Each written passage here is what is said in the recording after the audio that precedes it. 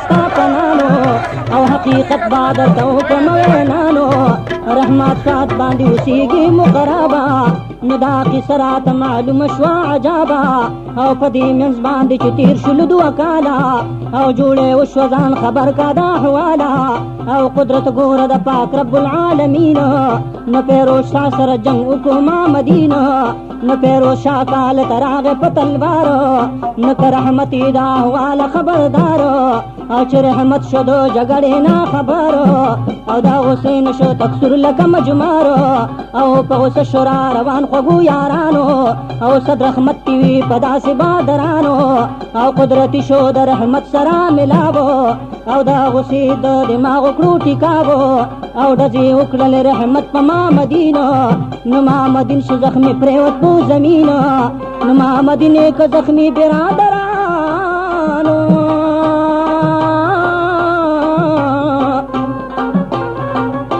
ساموده چې تیر شول او خيارانو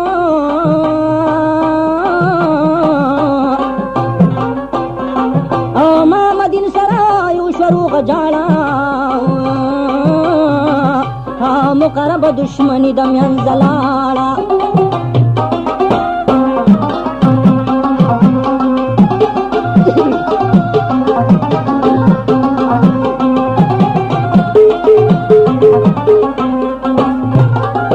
یا قربان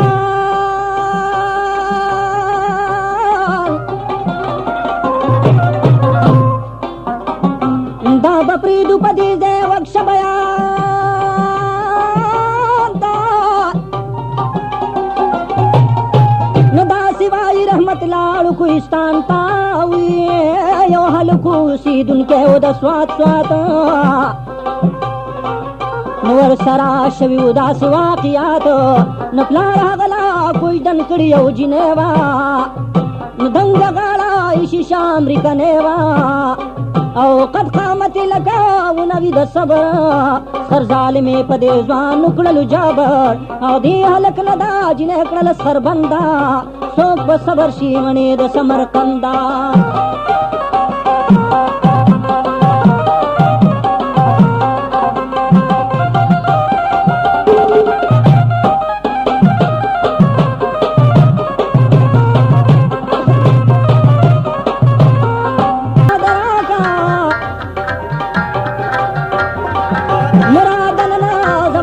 تم حیا کا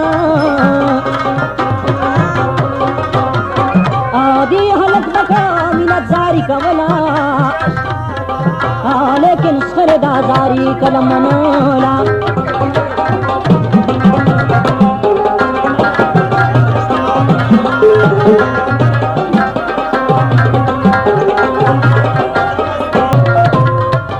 دے حلق تیو سڑی ویل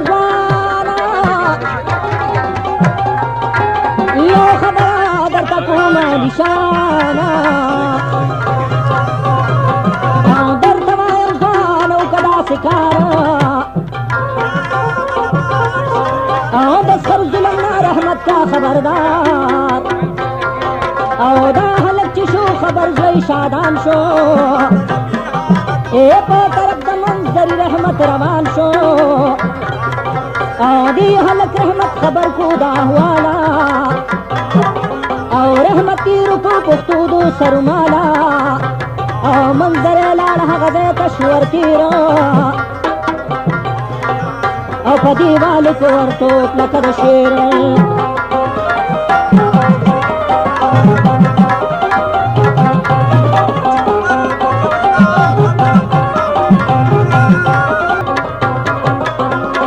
او دا جنه رسند کڑا کوهستان تا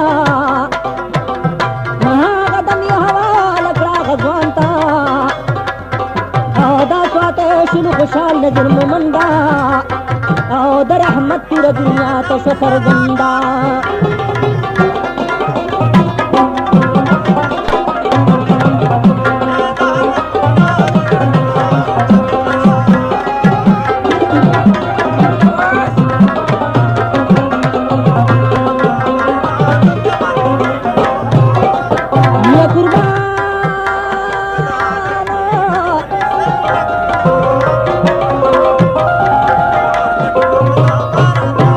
پس چا باندې شیرونو باندې شیرو د سره تیرو په میدان به جنګي بناوي رحمت پس چا منظر زړه د پولادو سینا کې ګرځوناوي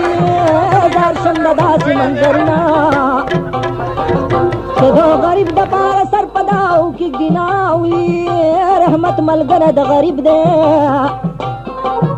په سر جنګي غر لورځي میدان ګټي ناوي قصه بیا شروع کوم پاټ د شپږم او د باقي قصې بیان پسې ورځم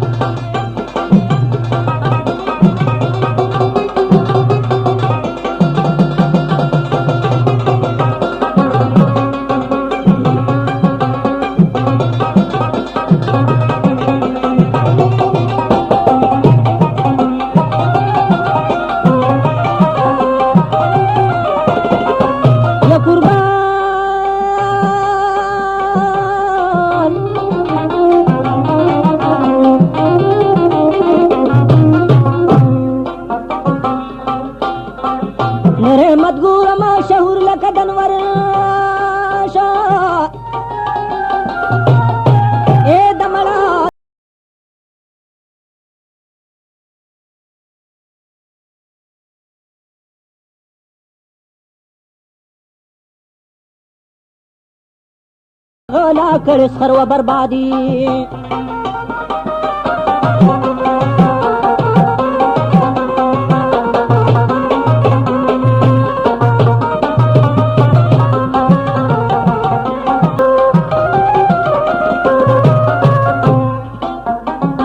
چې خبر رحمت د دې ځوان په بیان شوی بیان شو دا هغه په چنغله پسې روان شو کوم سات چې په کور ورو دنګل هی هی هی او کسان وسله په لاس یې ولیدل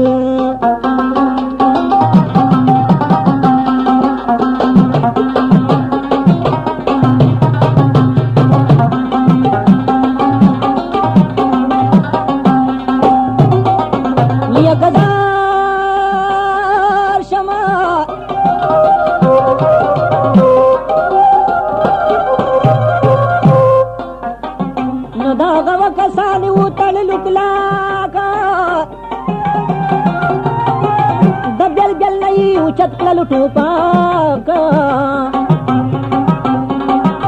دا وخت یو سړی راغی فلحال مقرب هغه وی ورته حال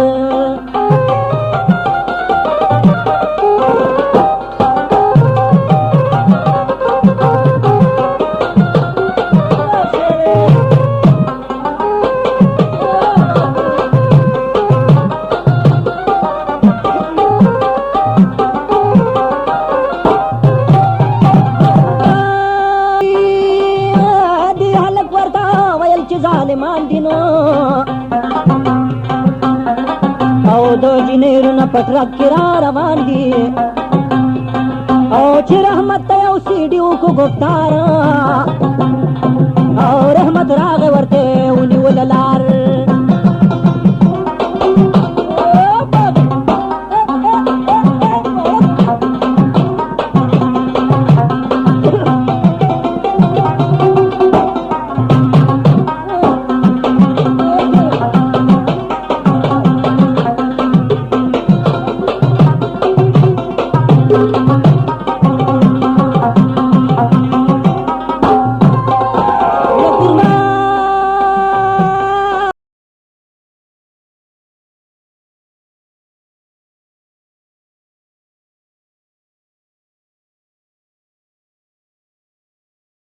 की नास्तला دا جنارونه ټکی ولیدل او دواړو ورونو پرې دستي وکړلې ډزې او ټکی مړه به هلکان کړلل د ورځې